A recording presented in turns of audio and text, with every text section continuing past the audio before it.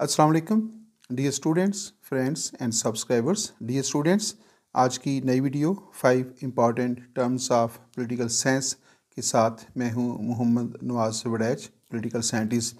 Dear students, आज हमारा topic है, जैसा कि मैंने बता दिया, कि आज की इस वीडियो के अंदर जो है हम 5 इंतहाई अहम उन टर्म्स का जिक्र करेंगे जो पॉलिटिकल साइंस में और रोज़मर्रा का जो हमारा मामलात होते हैं उनके अंदर जो है इन टर्म्स का बहुत सारा इस्तेमाल होता है। तो अखबारात के अंदर भी जो है इन वीडियोस को बहुत ज़्यादा जो है डिस्कस किया जाता है, बकायदा आर्टिकल्स लिखे होते हैं। तो इस हवाले से जो है, क्योंकि इनकी अहमियत बहुत ज़्यादा है और सिर्फ पॉलिटिकल साइंस के स्टूडेंट्स के लिए नहीं, बल्कि आम लोगों के लिए जो है, जो पॉलिटिकल साइंस के स्टूडेंट्स नहीं हैं, उनके लिए भी इसकी जो अहमियत है, जो इम्पोर्टेंस है, वो बहुत ज़्यादा है। तो आइए देखते हैं। आप देख रखे हैं हमारा YouTube channel political science with Nawaz Waraich. Dear students, इस चैनल की वसातत से आज हम आपके लिए जो है वो 5 most important terms of political science जो है वो लेकर आए हैं। तो आइए देखते हैं कि आज के इस वीडियो के अंदर जो है which is the first term है बनाना रिपब्लिक। तो बनाना रिपब्लिक जो है इसके हवाले से बात करेंगे कि what is the meaning of banana Republic. किस किस्म की रिपब्लिक को या किस किस्म की रियासत को बनाना रिपब्लिक जो है वो कहा जाता है। तो आइए इसके देते हैं कि what is the meaning banana Republic.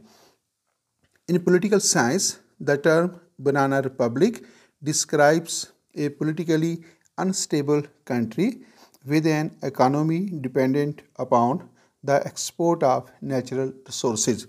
Dear students, banana Republic क्या है इन पॉलिटिकल साइंस? तो describes a politically unstable country. Number 1 क्या है कि जो रियासत पॉलिटिकली अनस्टेबल हो, वहाँ पे स्टेबल गवर्नमेंट ना हो, मुसलसल थोड़े थोड़े वक्फे के बाद जो है गवर्नमेंट्स जो हैं वो चेंज होती रहती हों और कोई मुस्तकिल तौर पे जो है कॉन्स्टिट्यूशनल गवर्नमेंट जो है वो मौजूद ना हो, तो ऐसी रियासत जो है उसको बनाना रिपब्लिक का नाम दिया जाता है। तो बनाना रिपब्लिक जो है ये बाकायदा तौर पे एक फॉर्म ऑफ गवर्नमेंट नहीं है, बल्कि जब किसी रियासत के अंदर जो है कोई ऐसा बिगाड़ पैदा होता है या रियासत डिलीवर करने में नाकाम हो जाती है या उसकी जो एक्सपोर्ट्स हैं उसके अंदर जो है वो अदम तवाज़ुन पैदा होता है, तो तब जो है उस रियासत के लिए जो है वो नेगेटिव सेंस के अंदर जो है बनाना रिपब्लिक की टर्म जो है इस्तेमाल की जाती है।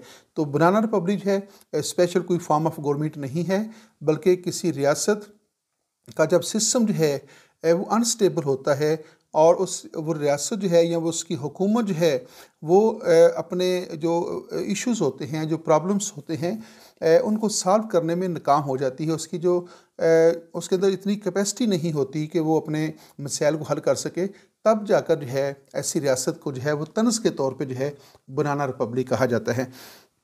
तो the first feature of a banana republic is politically unstable country जो होता है। नेक्स्ट चलते हैं। With an economy dependent upon the export of natural resources.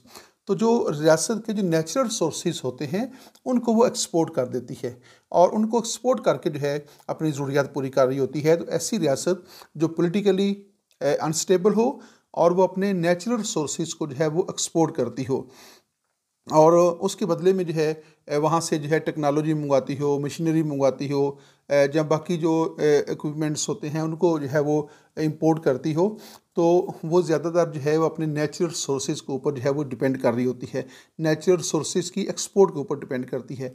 और एक इजाफी बात मैं आपको बताता चलूँ कि नेचुरल सोर्सेज में भी किसी एक सोर्स के ऊपर डिपेंड करती है। उसके पास कोई एक चीज़ होती है, मसलन वो सिर्फ गंदम एक्सपोर्ट कर रही है, कोई फल जो है वो कर रही है, या उसके पास अगर बनाना वफर मकदार में होता है तो उसके ऊपर डिपेंड कर रही है, तब जो है यानी पॉलिटिकली अनस्टेबल और किसी एक नेचुरल सोर्स को एक्सपोर्ट करके वो अपनी ज़रूरियात पूरी कर रही हो, तो ऐसी रियासत को जो है वो बनाना रिपब्लिक कहते हैं।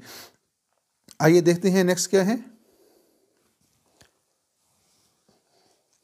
बनाना republic is a small poor country often reliant on a single export and limited resources, governed by an authoritarian regime and characterized by corruption and economic exploitation by foreign corporations conspiring with local government officials.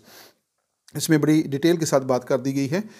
Banana Republic क्या है, what is banana Republic? Banana republic is a small state. Banana Republic जो है जो होती हैं वो अमूमन छोटी रियासतें होती हैं जिनका जो है एरिया छोटा हो, पॉपुलेशन उसकी कम हो और उसके पास जो है वो वसैल कम हो। तो जितनी भी बनाना रिपब्लिक की लिस्ट अगर आप निकालेंगे तो उसमें वो कंट्रीज शामिल होंगे जो बहुत मुखसर से होते हैं। नेक्स्ट क्या है, प्योर कंट्री। तो वो मुआशी तौर पे जो है वो गुर्बत का शिकार होते हैं, उनके पास वसैल बहुत ही लिमिटेड जो है वो रिसोर्सेज होते हैं और जो लिमिटेड रिसोर्सेज होते हैं उनको भी वो उनमें से किसी एक को बाहर एक्सपोर्ट कर देती है।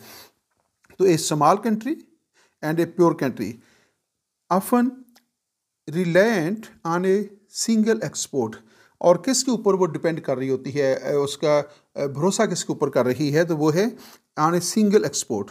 कोई एक एक्सपोर्ट उसके पास होती है और उसके पास ना टेक्नोलॉजी होती है, ना कोई उसके पास कोई और ऐसी कोई डेवलपमेंट होती है कि उसको दुनिया को जो है वो भेजकर जो है उसके बदले में कुछ चीज़ जो है वो इंपोर्ट कर सके। तो वो नेचुरल रिसोर्सेज को एक्सपोर्ट करेगी और नेचुरल रिसोर्सेज भी उसके बाद बड़े लिमिटेड रिसोर्सेज होते हैं, यानी वाफर मकदार में नहीं होंगे।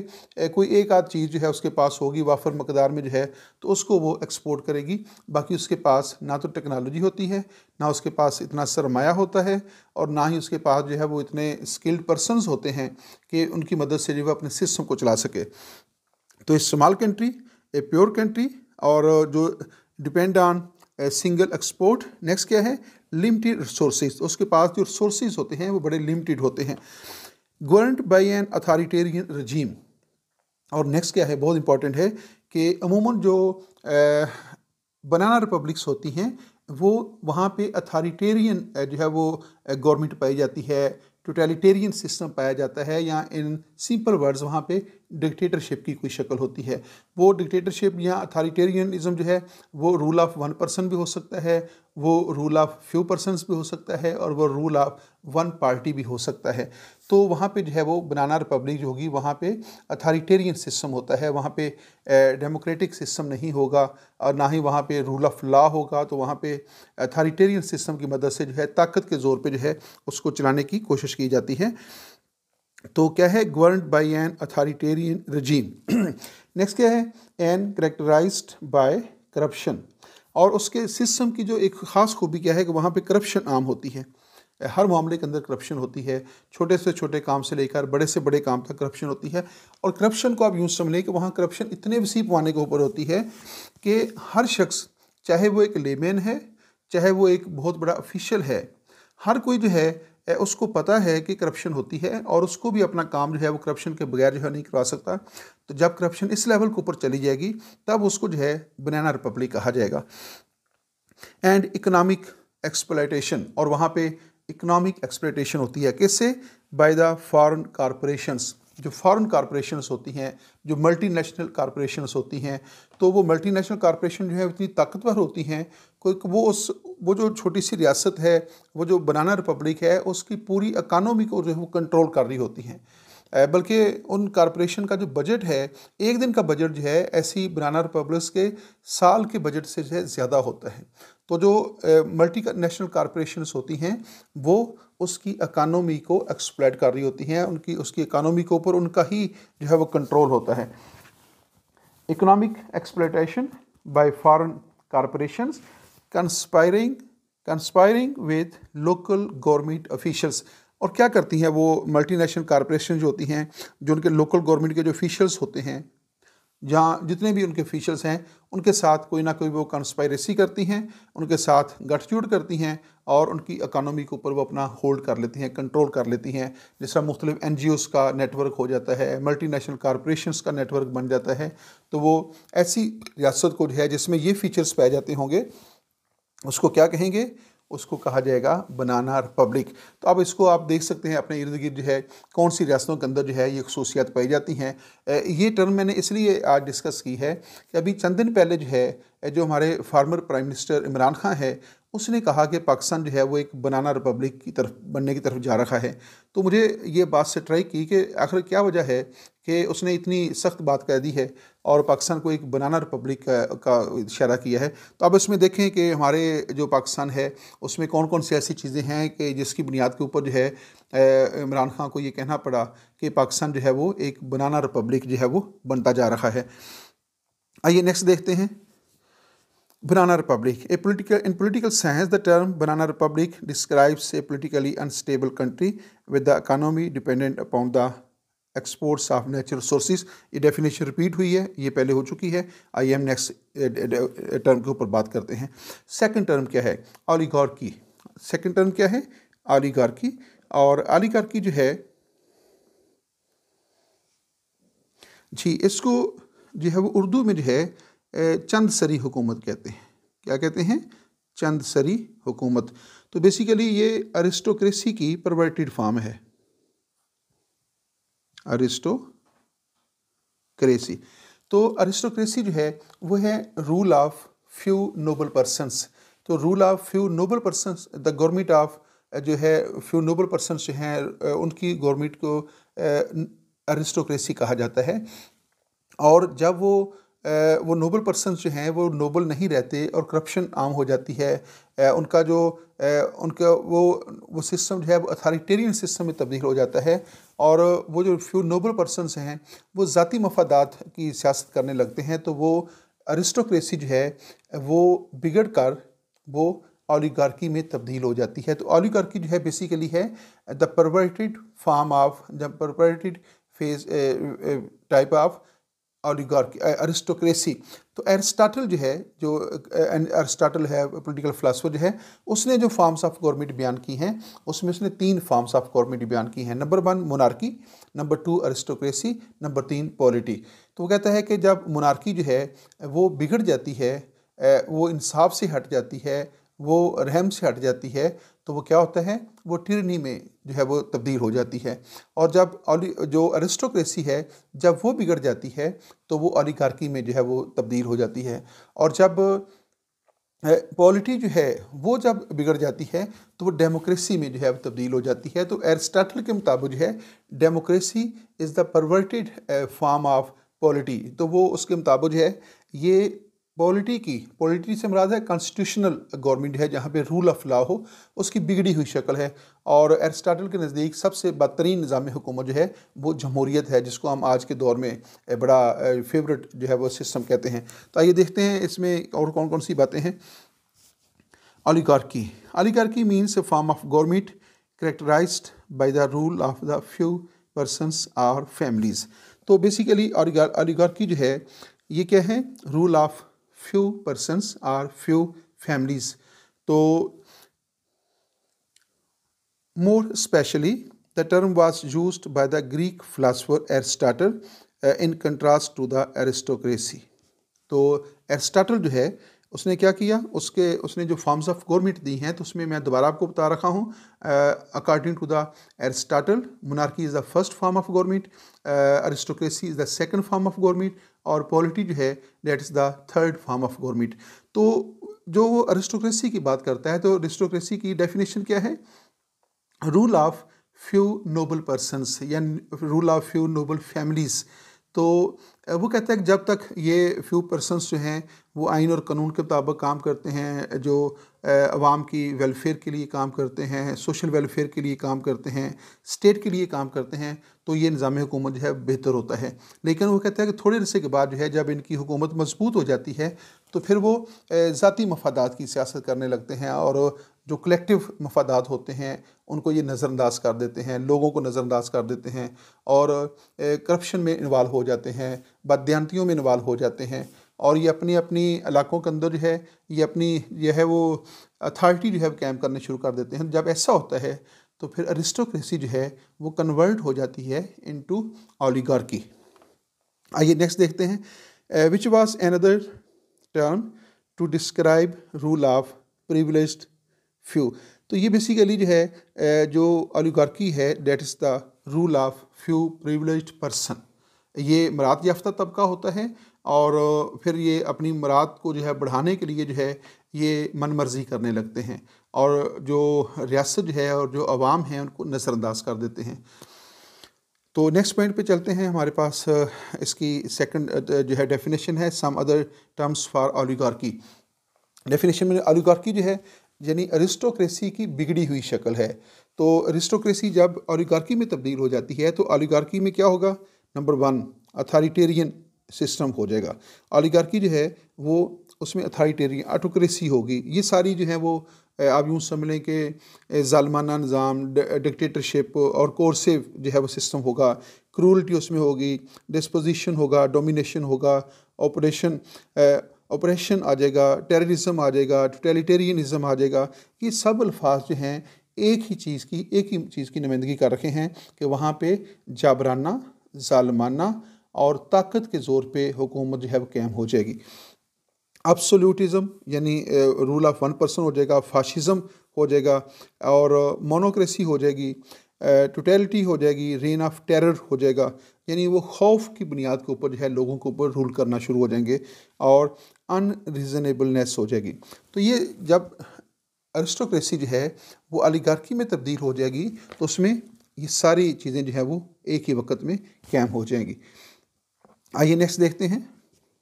नंबर 3 टर्म है हमारे पास जो है वो है थियोक्रेसी। तो थियोक्रेसी जो है बेसिकली इसका जो आसान तर्जमा है वो है मजहबी हुकूमत या मजहब की हुकूमत। तो थियोक्रेसी जो है ये बेसिकली ये टर्म जो है थियोक्रेसी जो है that is the combination of two words theo and cracy.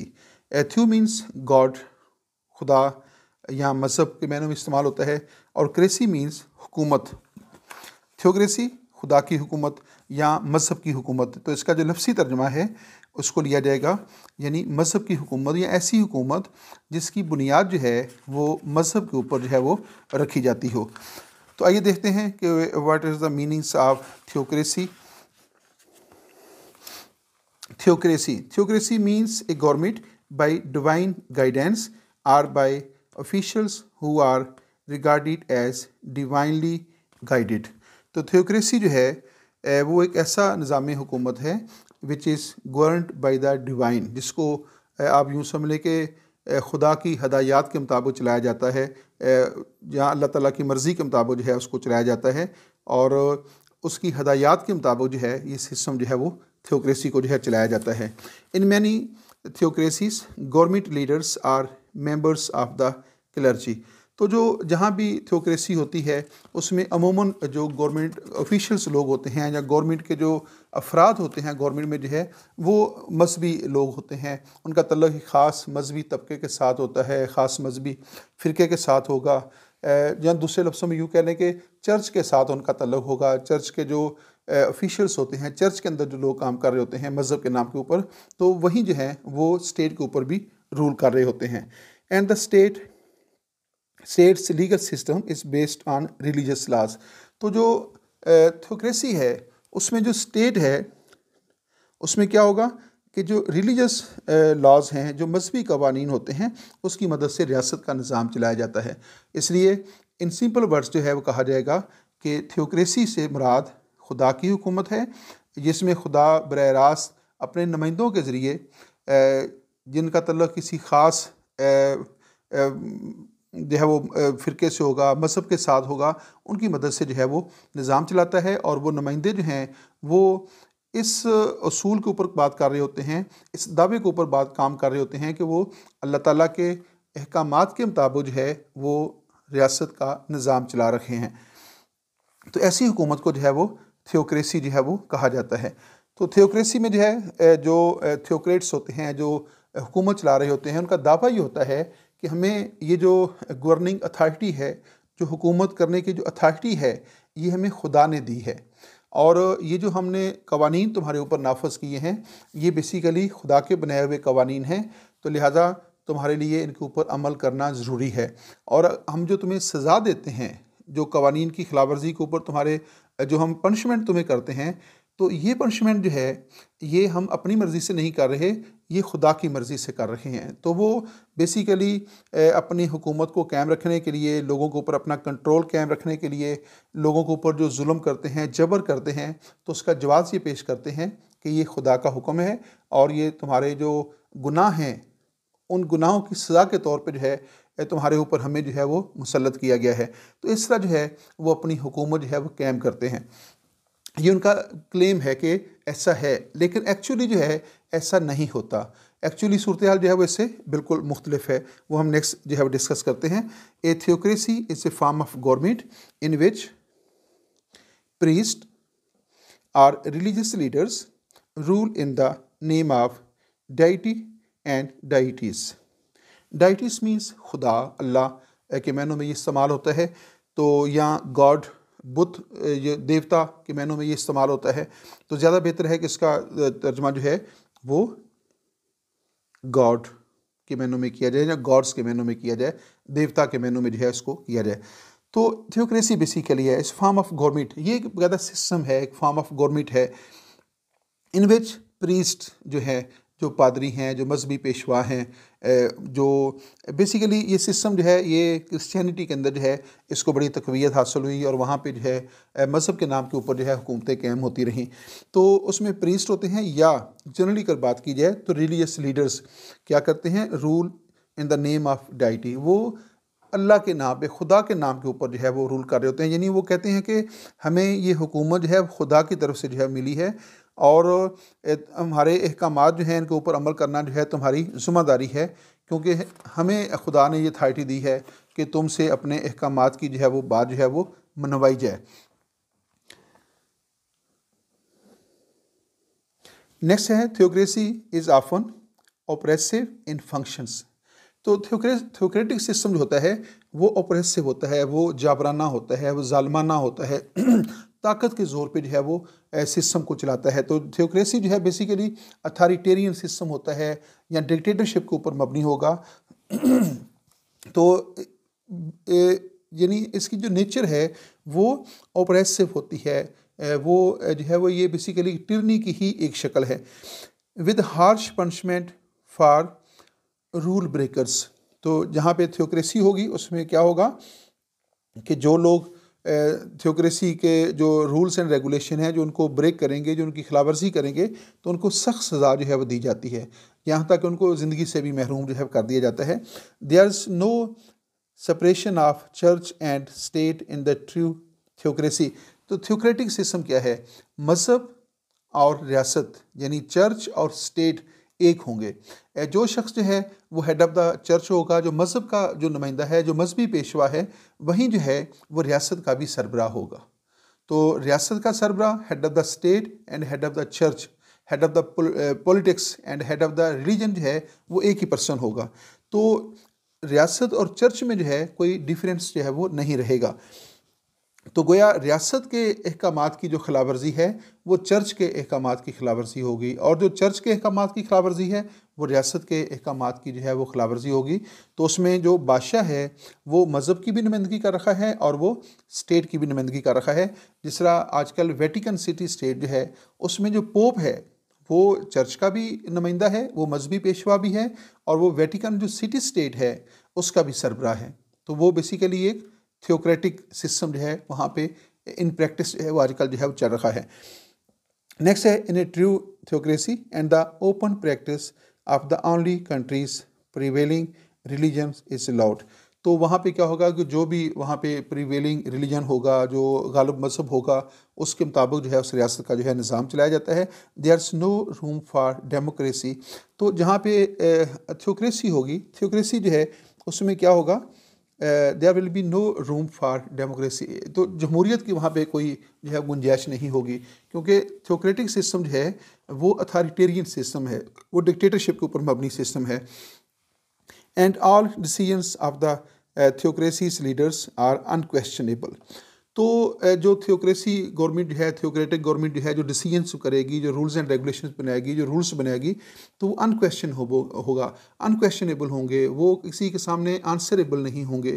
तो जो थियोक्रेटिक सिस्टम है उसमें जो हुक्मरान क्लास होगी, जो रूलिंग क्लास होगी, वो किसी के सामने जवाबदेह नहीं होगी, वो उससे कोई क्वेश्चन नहीं कर सकता। वो दावा क्या करते हैं, वो कहते हैं कि ये हमें अथॉरिटी चूँकि खुदा की तरफ से आई है, लिहाजा हम खुदा के सामने यही जवाबदेह हैं। क्योंकि हमें खुदा ने जो है वो हुकूमत करने का राइट दिया है, तो लिहाजा हम खुदा के सामने जवाबदेह हैं। हम अवाम के सामने जो है अपने जो मामलात हैं उस सिलसिले में जवाबदेह नहीं हैं। इसलिए जो थियोक्रेटिक सिस्टम होता है वो बेसिकली अथॉरिटेरियन सिस्टम होता है और वो डिक्टेटरशिप के ऊपर जो है वो मबनी होता है। यहाँ पे डियर स्टूडेंट्स एक और जो है इसका पहलू जो है उसको भी डिस्कस करते हैं। अथॉरिटेरियन जो थियोक्रेसी है, तो जो इस्लामिक स्टेट्स होती हैं, जो इस्लामी रियासत है, इस्लामिक स्टेट जो है, तो उसमें भी जो है उसमें भी वो भी एक मज़हब को ही फॉलो कर रही होती है। और क्या एक इस्लामिक स्टेट जो है, क्या वो एक थियोक्रेटिक स्टेट होती है या उसको थियोक्रेसी कहा जा सकता है या कि नहीं कहा जा सकता। तो डियर स्टूडेंट्स, इस्लामी रियासत जो है वो एक थियोक्रेटिक स्टेट जो होती है, जो थियोक्रेसी होती है, उससे एक मुख्तलिफ रियासत होती है। मुख्तलिफ रियासत किस सेंस में होती है कि जैसे अभी हम यहाँ पे पढ़ रहे होते हैं कि आखिरी लाइन जो है अभी हमने जो पढ़ी है, इसकी ये वाली बात, इसी को हम ले लेते हैं। There is no room for democracy, ठीक है, and all decisions of a theocracies leaders are unanswerable, unquestionable हैं, वो किसी के सामने जवाबदेह नहीं है। तो लेकिन जो इस्लामिक स्टेट है उसमें जो इस्लामी रियासत का जो सरबराह होता है, जिसको खलीफा कहा जा सकता है या उसको कोई भी टाइटल दिया जा सकता है, तो वो जो है वो आंसरेबल है, वो क्वेश्चनेबल है, उससे सवाल किया जा सकता है, उससे पूछा जा सकता है कि आपने ये क्या किया, आपने ये फ़लाँ क्यों नहीं किया, तो वो जवाब देने का पाबंद है। तो इस्लामी रियासत का जो हेड है, जो कि खलीफा हो सकता है या कोई भी हो, अगर इस्लामिक स्टेट है तो वो अल्लाह ताला के सामने भी जवाबदेह है और वो अवाम के सामने भी जवाबदेह है, बल्कि उसकी दोहरी जवाबदेही है। और यही डेमोक्रेसी है। और जो थियोक्रेसी है उसमें क्या है, उसमें वो दावा ये करता है कि मैं खुदा के सामने जवाबदेह हूँ, लेकिन इन प्रैक्टिस जो है वो लोगों को धोखा दे रहा होता है। बेसिकली वो ये समझ रहा होता है कि मैं खुदा के सामने भी जवाबदेह नहीं हूँ, मैं दुनियादारी में हुकूमत कर रखा हूँ, और वो इस नाम के ऊपर वो कहता है कि मैं अवाम के सामने जवाबदेह नहीं हूँ, इसलिए जो कुछ मैं कर रखा हूँ उसके कोई भी शख्स जो है मुझसे क्वेश्चन नहीं कर सकता, मैं मनमर्जी करूँगा। तो जो इस्लामी रियासत का खलीफा है वो मनमर्जी नहीं कर सकता, वो पाबंद है कि वो रियासत का निज़ाम अल्लाह ताला के अहकामात के मुताबिक चलाए। अब बहुत टेक्निकल बात मैं यहाँ पे करने लगा हूँ। जो अल्लाह ताला के जो अहकामात हैं, जो कुरान और सुन्नत है, इस्लामी जो तालीमात का सरचश्मा है, वो क्या हैं, वो हर शख्स को पता होता है। हर जो शख्स है उसको पता है कि ये कुरान मजीद की तालीमात हैं और ये सुन्नत रसूल की तालीमात हैं। तो जब वो कोई एक्शन करेगा, कोई पॉलिसी बनाएगा, तो फ़ौरन पता चल जाएगा, हर शख्स को पता चल जाता है कि हुक्मरान का ये काम कुरान और सुन्नत के मुताबिक है या कि नहीं है। तो लेकिन जो थियोक्रेसी होती है उसमें जो रूलिंग क्लास है, जो उसका जो पोप है या उसका जो बादशाह है, तो वो जो दावा करता है कि मुझे ये अहकामात खुदा की तरफ से मिलते हैं, वो अहकामात क्या हैं वो किसी के इल्म में नहीं होते। तो जब उससे पूछा जाता है कि आपको ये अहकामात कब मिले हैं, तो वो क्या कहते थे, वो कहते थे कि जब रात को जो है बिजली कड़कती है बादलों के अंदर जो है, तो वो बेसिकली क्या होता है कि खुदा उनको पैगाम दे रहा होता है कि ये कानून ऐसे बना लो। या वो कहते हैं कि हमें गैबाना तौर पे जो है वो हदायत दी जाती हैं, लेकिन वो किसी भी शक्ल में, रिटर्न शक्ल में नहीं हैं, कोई रिटर्न डॉक्यूमेंट नहीं है कि जैसे कहा जा सके कि ये वो अहकामात हैं जो खुदा ने दिए हैं। और वो बेसिकली सारे का सारा जो सिस्टम है थियोक्रेसी का, वो हुक्मरानों की अपनी मर्ज़ी के ऊपर जो है मबनी होता है। लेकिन इस्लामिक रियासत का जो सिस्टम है वो खलीफा की अपनी मर्ज़ी का नहीं होता, बल्कि वो अल्लाह ताला के अहकामात के ताबे हैं और वो सुन्नत रसूल के मुताबिक जो है वो रियासत का निज़ाम चलाने का पाबंद होता है। तो ये बेसिकली जो है वो थियोक्रेसी में और इस्लामिक स्टेट के अंदर जो है वो बहुत ज़्यादा फ़र्क पाया जाता है। इस्लामिक जो सिस्टम है उसमें हुक्मरान जवाबदेह हैं और थियोक्रेसी के अंदर वो जवाबदेह नहीं होता। आइए नेक्स्ट क्वेश्चन चलते हैं। हमारे पास नेक्स्ट टॉपिक है कॉलोनियलिज़म। ये जनरल टर्म है कॉलोनियलिज़म, जिसको नौ आबादियाती निज़ाम भी कहते हैं। तो आइए देखते हैं कि what is the meaning of colonialism. Colonialism क्या है? Colonialism is defined as control by one power over dependent areas or people. Colonialism क्या है कि मतहत इलाकों के ऊपर किसी ताकत का कंट्रोल हो जाना या लोगों के ऊपर जो है वो अपना कंट्रोल जो है वो कैम कर लेना। It occurs when one nation subjugates another, conquering its population and exploiting it, often while forcing its own language and culture values upon its people. In short what's the meaning of colonialism? Colonialism ये है कि जब ताकतवर कोई रियासत जो है वो अपने इर्द गिर्द की जो कमज़ोर रियासतें होती हैं उनके ऊपर कब्ज़ा कर लेती हैं, कंट्रोल कर लेती हैं और उसके वसैल को जो है अपने मफादात के लिए इस्तेमाल करना शुरू कर देती हैं और वहाँ पे कंट्रोल करने के बाद वहाँ का कल्चर जो है उसको भी इन्फ्लुएंस करती हैं, वहाँ की लैंग्वेज को चेंज कर देती हैं, वहाँ के जो रूल्स एंड रेगुलेशन हैं और वहाँ की जो वैल्यूज़ हैं उनको भी जो है वो चेंज कर देती हैं। तो बड़ी ताकतों का कमज़ोर रियासतों पे कब्ज़ा करके उनके वसैल को अपने लिए इस्तेमाल करना जो है ये कलोनियलिज्म कहलाता है। जैसा कि माजी के अंदर जो है बरतानिया जो है, जो ब्रिटिश थे, उनने हिंदुस्तान के ऊपर कब्ज़ा किया तो उस वक़्त हिंदुस्तान जो है वो बरतानिया की एक कॉलोनी थी और उस सिस्टम को कलोनियलिज्म कहा जाता है, नौआबादियाती निज़ाम जो है वो कहा जाता है। तो उसमें क्या था कि जो ब्रिटिश थे उन्होंने बरतानिया के ऊपर, हिंदुस्तान के ऊपर कब्ज़ा किया और यहाँ के जो वसैल थे उसकी लूटमार की और उसको अपने पास ले गए और इस तरह जो है यहाँ के लोगों का मुआशी इस्तेहसाल जो है, एक्सप्लॉयटेशन जो है, लोगों की जो इकोनॉमिक एक्सप्लॉयटेशन थी वो जो है वो की जाती रही और लोगों की जायदादें उनसे छीन ली गई, उनके जो दीगर वसैल थे वो उनसे छीन लिए गए।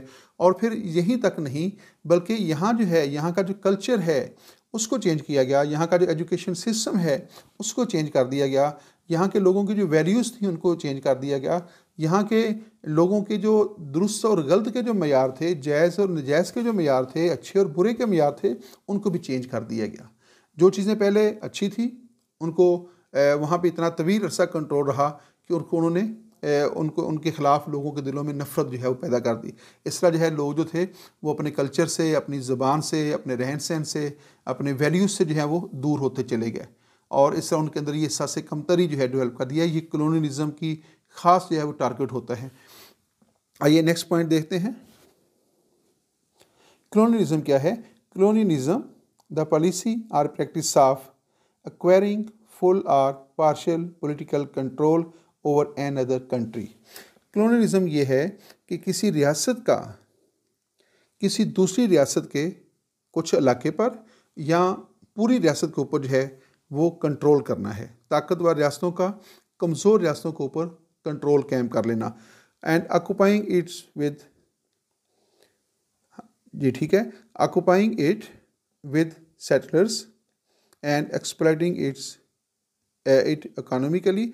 और वो फिर क्या करते हैं कि उसको माशी तौर पे उसको एक्सप्लॉइटेशन करते हैं और उसके वसाइल के ऊपर जो है काबूस हो जाते हैं। The state operators that was dominant under colonialism. तो मजमूई तौर पे तमाम जो रियासत का जो स्ट्रक्चर है वो वो जो कलोनियलिज्म होता है या जो वो पावरफुल स्टेट होती है जिसने कब्ज़ा किया होता है उसके कंट्रोल में आ जाते हैं, उसको वो अपनी मर्ज़ी के मुताबिक जो है वो चलाना शुरू कर देते हैं। जिस तरह जब बरतानिया ने हिंदुस्तान के ऊपर कब्ज़ा किया तो उसने पूरा यहाँ का जो पॉलिटिकल सिस्टम था, जो यहाँ का कल्चर था, यहाँ के जो इकोनॉमिक सिस्टम था, यहाँ का एजुकेशन सिस्टम था, यहाँ की जो वैल्यूज़ थी, जो ट्रेडिशंस थी, सब कुछ जो है उसने चेंज कर दिया। और फिर आस्ता आस्ता जो है यहाँ पे एक ऐसी नस्ल जो है डेवलप होने लगी। यहाँ पे एक डिस्कशन आज तक जारी है कि जो वेस्टर्न कल्चर है वो बेहतर है या कि यहाँ का लोकल कल्चर जो है वो बेहतर है। तो ये माशरे के अंदर जो है ये तकसीम जो है वो हो गई। तो यहाँ भी ताकतवर रियासतें कब्ज़ा करती हैं तो वो अपनी वैल्यूज़ को जो है वहाँ पे जो है वो यूँ समझ लें कि बड़ा मजबूत करके जाती हैं ताकि बाद में जो है एक तबका वहाँ पे ऐसा हो जो उनको सपोर्ट करने वाला हो। आइए नेक्स्ट देखते हैं जी। नेक्स्ट टर्म है रिपब्लिक स्टेट। रिपब्लिक स्टेट क्या होती है? Fourth term Republic state, meaning of the Republic state. Republic state क्या है? Republic is a political system in which the supreme power lies in the body of citizens who can elect people or to represent them।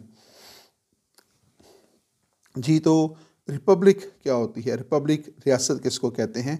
Republic is A political system, यानी Republic जो है ये basically system है, एक political system है इन which supreme power, ये एक ऐसा सिस्टम है जिसमें जो सुप्रीम अथॉरिटी होती है, जो सुप्रीम पावर होती है, lies in the body of citizens, वो लोगों के, इंसानों के पास होती है, वो सिटीजन्स के पास होती है, वो उस रियासत के जो शहरी हैं, जो बशिंदे हैं, उनके पास होती है। Who can elect people to represent them. तो वो जो लोग हैं जिनके पास वो सुप्रीम अथॉरिटी होती है, वो अपने नुमाइंदों को मुंतखब करते हैं ताकि वो उनके ऊपर हुकूमत करें। यानी जो रिपब्लिक होती है उसमें इस बात का फ़ैसला वहाँ के सिटीजन्स करते हैं कि उनके ऊपर हुकूमत कौन करेगा। तो और वो इलेक्शन के ज़रिए जो है अपने नुमाइंदे चुनते हैं और वो उन्हीं की मर्ज़ी के मुताबिक जो है, according to the will of citizens, उनकी मर्ज़ी के मुताबिक वो क्या करते हैं, उनके ऊपर रूल कर रहे होते हैं और वो कॉन्स्टिट्यूशन के मुताबिक रूल करने के पाबंद होते हैं। नेक्स्ट क्या है, republic is form of government whose head of the state is not a monarch. ये बहुत इंपॉर्टेंट बात है। जनरली हम यही स्टूडेंट को आसानी के लिए बताते हैं कि republic is that form of government whose head of the state is not a monarch, जिसका हेड ऑफ द स्टेट जो होता है वो मोनार्क नहीं होता, वो बादशाह नहीं होता, वो मरूसी नहीं होता, बल्कि वो elected head of the state होता है। जैसे Pakistan is a Republic state, क्यों? क्योंकि पाकिस्तान में हेड ऑफ द स्टेट क्या है, इलेक्टेड होता है। India is a Republic state, क्यों? क्योंकि Indian head of the state is elected. तो इंडियन जो हेड ऑफ द स्टेट है, जो कि प्रेसिडेंट है, पाकिस्तान का जो प्रेसिडेंट है, वो इलेक्टेड होते हैं। बांग्लादेश इज़ ए रिपब्लिक, क्यों रिपब्लिक है? क्योंकि बांग्लादेश का जो प्रेसिडेंट है, जो हेड ऑफ द स्टेट है, वो इलेक्टेड होता है। तो हर वो रियासत जिसमें head of the state elected होता है, मरूसी नहीं होता, वो मोनार्क नहीं होता, वो क्या है, वो रिपब्लिक है। सऊदी अरेबिया जो है, Saudi Arabia is not A Republic, क्यों रिपब्लिक नहीं है? क्योंकि वहाँ पे head of the state monarch होता है, बादशाह होता है और वो मरूसी होता है। उसको अवाम इलेक्ट नहीं करते, बल्कि वो एक ख़ास ख़ानदान से उसका ताल्लुक़ होता है, तो वहीं से उसको जो है वो बादशाह बना दिया जाता है। तो इसलिए सऊदी अरब को हम रिपब्लिक नहीं कहते। इस तरह बरतानिया जो है वो रिपब्लिक नहीं है। बरतानिया में रिपब्लिक क्यों नहीं है? अब बरतानिया के अंदर दो खसूसियात पाई जाती हैं। पहला क्या है कि वहाँ पे जो सुप्रीम अथॉरिटी है वो अवाम के पास है और अवाम जो है वो अपने नुमाइंदों को मुंतखब करते हैं, पार्लियामेंटेरियन को अवाम जो है वो इलेक्शन के ज़रिए मुंतखब करते हैं, तो वहाँ पे एक डेमोक्रेटिक सिस्टम है। लेकिन जब हेड ऑफ़ द स्टेट की बात होती है तो हेड ऑफ़ द स्टेट वहाँ पे इलेक्टेड नहीं है। इसलिए जो पॉलिटिकल साइंस के अंदर जो है रिपब्लिक की जो डेफिनेशन की जाती है, उसके मुताबिक हम ब्रिटिश को जो है, बरतानिया को जो है, वो हम रिपब्लिक नहीं लिखेंगे। लेकिन वहाँ की जो मोनार्की है वो कॉन्स्टिट्यूशनल मोनार्की है, वो कॉन्स्टिट्यूशनल मोनार्की है। वहाँ का बादशाह जो है वो आइन का पाबंद है, यानी वहाँ सुप्रीम जो है वो आइन है, वहाँ सुप्रीम बादशाह नहीं है। तो आप इसको जो है वो लिमिटेड मोनार्की है वहाँ पे, लेकिन फिर भी उसको रिपब्लिक का जो है टाइटल जो है वो नहीं दिया जाता। नेक्स्ट है, republic of India is the world's largest republic in the world. दुनिया की सबसे जो बड़ी रिपब्लिक है इंडिया को जो है इस वक्त इंडिया इस बात का दावा करता है कि उसकी रिपब्लिक जो है वो दुनिया की सबसे बड़ी जो है वो रिपब्लिक है। आइए नेक्स्ट देखते हैं, रिपब्लिक स्टेट क्या है? State in which supreme power is held by the people and they are elected representatives. तो रिपब्लिक एक ऐसी रियासत होती है जिसमें जो सुप्रीम पावर होती है that is held by the people, लोगों के पास होगी, and they are elected members, और लोग अपने उस अथॉरिटी को इस्तेमाल करके अपने नुमाइंदे चुनते हैं और वो नुमाइंदे जो हैं according to the will of the people वो हुकूमत कर रहे होते हैं। And which has an elected president, यानी रिपब्लिक की दूसरा फीचर क्या है? Which have an elected president, उनका जो प्रेसिडेंट है, जो हेड ऑफ द स्टेट है, वो इलेक्टेड होगा, रेदर दैन ए मोनार्क और डिक्टेटर। तो डियर स्टूडेंट्स, हर वो स्टेट जहाँ पे मोनार्की है, जहाँ पे डिक्टेटरशिप पाई जाती है, उसको रिपब्लिक नहीं कहा जाएगा। रिपब्लिक जो है वो डेमोक्रेटिक होती है, जमहूरी रियासत को कहते हैं, कॉन्स्टिट्यूशनल वहाँ पे गवर्नमेंट होती है और सुप्रीम जो है वो कॉन्स्टिट्यूशन होता है, अवाम की मर्ज़ी के मुताबिक वहाँ पे हुकूमत चलाई जाती है। अब यहाँ इसमें दो तीन बातें मैं करूँगा। जो शुमाली कोरिया है, उसके अगर आप उसका जो ऑफिशियल नाम है पढ़ेंगे तो उसमें रिपब्लिक वो इस्तेमाल करते हैं, रिपब्लिक ऑफ नॉर्थ कोरिया जो है। लेकिन कॉन्स्टिट्यूशन पॉलिटिकल साइंस की क्या रही है कि ऐसी स्टेट जहाँ पे डिक्टेटरशिप हो वो रिपब्लिक नहीं है। तो शुमाली कोरिया में चूँकि डिक्टेटरशिप है, लिहाजा शुमाली कोरिया को इस डेफिनेशन के मुताबिक हम रिपब्लिक नहीं लिखेंगे। लेकिन अब हर स्टेट जो है उसकी अपनी विल होती है कि वो कॉन्स्टिट्यूशन के अंदर जो है अपने लिए कोई भी ऑफिशियल नाम जो है वो रख सकती है।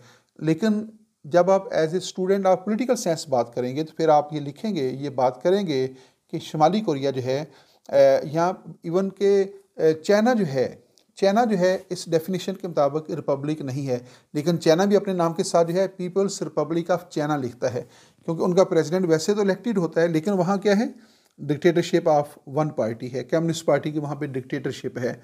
तो इसलिए जो है इस डेफिनेशन के मुताबिक उसको रिपब्लिक नहीं माना जाएगा, लेकिन वो अपनी तरफ से अपने आप को रिपब्लिक ही कहते हैं।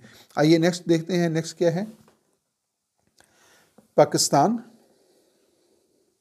India, Turkey, Iran are republic states because the supreme heads of these states countries the presidents are elected by the people of these countries। क्या है, Pakistan is a republic state, India is a republic, Turkey is a republic, Iran is a republic। why the Pakistan, India, Turkey and Iran are republics? क्यों Republic इनको कहा जाता है? क्योंकि head of the states of these countries, heads of the states of these countries are elected directly और indirectly by the vote of the people. तो जिन रियासतों के अंदर जो हेड ऑफ द स्टेट है वो इलेक्टेड होगा वो रिपब्लिक है, और जहाँ पे इलेक्टेड नहीं है वहाँ पे मरूसी है या वो ताकत के ज़ोर पर उसने कब्ज़ा किया हुआ है, तो फिर उसको रिपब्लिक नहीं कहा जाएगा। आइए नेक्स्ट देखते हैं। Which countries are republic? The United, यानी चंद ऐसे मुल्क जहाँ जिनको रिपब्लिक कहा जाता है। Which countries are republic? United States of America, Mexico, Pakistan, India, France, Kenya, South Korea और Peru, Turkiye, Iran, Iraq, Indonesia, और दुनिया में बहुत सारे मुल्क हैं जो रिपब्लिक हैं, लेकिन ये चंद अहम मुल्क हैं जो रिपब्लिक जो है कहलाते हैं। क्यों कहलाते हैं? क्योंकि यहाँ पे जो है हेड ऑफ द स्टेट्स जो हैं वो इलेक्टेड होते हैं। आइए नेक्स्ट देखते हैं। Pakistan became Republic on March 23, 1956। Pakistan जो है उसको एक रिपब्लिक स्टेट का जो दर्जा है वो हासिल हुआ जब पाकिस्तान ने अपना पहला आइन जो था वो नाफज किया ऑन मार्च 23, 1956 को। और इंडिया जो है, India became Republic on January 26, 1950 को। तो इंडिया जो है वो जनवरी 26, 1950 को, और पाकिस्तान मार्च 23, 1956 को जो है वो रिपब्लिक जो है वो बने हैं। तो इंडिया 1950 में, पाकिस्तान 1960 में रिपब्लिक बना। तो इस तरह जो है इससे पहले जो है वो क्या था, वो नामजद हुए थे। कैद आज़म जो है उनको हेड ऑफ द स्टेट बरतानवी मलका की तरफ से नामजद किया गया था, और लॉर्ड माउंटबेटन जो है वो भी नामजद हुए थे। तो इसलिए जो है वो, चूँकि वो गवर्नमेंट ऑफ इंडिया एक्ट 1935 के मुताबिक थे, तो इसलिए जो है उस वक्त जब तक उन्होंने अपना आइन नहीं बना लिया उस वक्त तक ये रिपब्लिक का स्टेटस इनको हासिल नहीं था। जब इन्होंने अपने दस्तूर नाफज कर लिए तो फिर इनको रिपब्लिक का स्टेटस जो था वो हासिल हो गया। तो आई थिंक यहाँ पे इस वीडियो का अख्ताम हो गया है। Thanks for watching my YouTube channel. Thanks for watching my YouTube channel. Dear students, आप देख रखे थे political science with Nawaz Waraich. इस वीडियो के ऊपर जो है आपका फीडबैक चाहिए। जिन टर्म्स का हमने चुनाव किया है उन टर्म्स जो है को आप समझने में किस हद तक कामयाब हुए हैं, आप लाजमी तौर पे जो है इसके बारे में अपना फ़ीडबैक दीजिएगा। हमें आपके कीमती फ़ीडबैक का इंतज़ार रहेगा। फ़ीडबैक में दो चीज़ों को ख्याल रखा करें। अगर इस वीडियो के अंदर आपको कोई ख़ामी नज़र आई है, कोई ऐसा ड्रॉबैक है, तो आप उसकी भी निशानदेही किया करें ताकि हम उसकी इस्लाह कर सकें। और अगर आपको ये वीडियो पसंद आई है तो दो चार तारीफ़ी कलमात कह दिया करें कि उससे दिल जो है वो खुश हो जाता है, और ऐसे लगता है कि किसी की तारीफ़ से आपको पता है कि वैसे भी इंसान को अच्छी लगती है। तो अगर आप तारीफ़ कर देंगे तो ये हमारे लिए भी जो है थोड़ा सा बेहतर हो जाएगा। Once again thanks for watching my YouTube channel. Allah हाफिज़।